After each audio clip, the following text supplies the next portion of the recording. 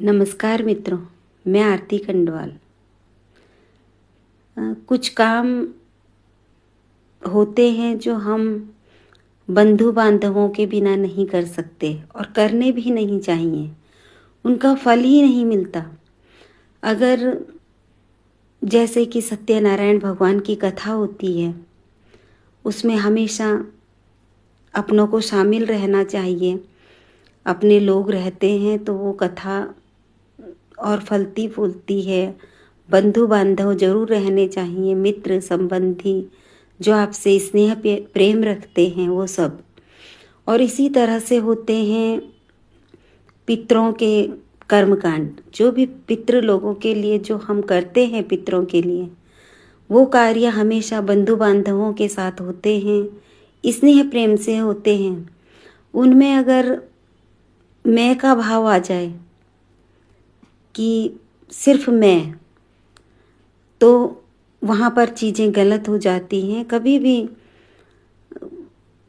उसका फल तभी मिलता है क्योंकि पितरों को क्या चाहिए होता है। पितरों को जीते जी भी यही चाहिए होता है कि मेरा परिवार इकट्ठे मेरे सामने है, और पितरों को मृत्यु के बाद भी वही चाह रहती है कि मेरे जो भी कार्य उनको किए जाते हैं, जिनमें उनको मुक्ति मिले, हम वो सब करते हैं। कितना भी पैसा लगा दें, कितना भी कुछ कर दें, और अगर परिवार एक न हो और मिठास न हो किसी भी कार्य को करने में, उनको खुशी खुशी सबने मिलकर विदा न किया हो, चाहे श्राद्ध हो चाहे कुछ भी हो, तो पितरों की अभिलाषा रह जाती हैं। और उनको मुक्ति कैसे मिलेगी जब परिवार एक नहीं होगा।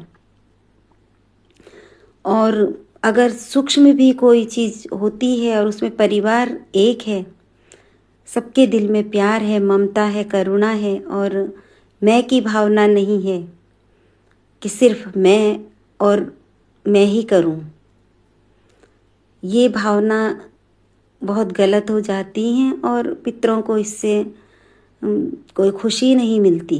चाहे आप कितना भी दान कर दीजिए, कुछ भी कर दीजिए, जीते जी रोटी खिलाना जितना ज़रूरी है और उतने ही ज़रूरी उनके कर्म कांड होते हैं। और अगर वो सही नहीं हैं तो फिर आप आशीर्वाद की क्या कामना करेंगे, क्योंकि आशीर्वाद तभी मिलता है जब उनको मुक्ति मिलती है। और मुक्ति तभी मिलती है जब परिवार में एकता हो, प्यार हो।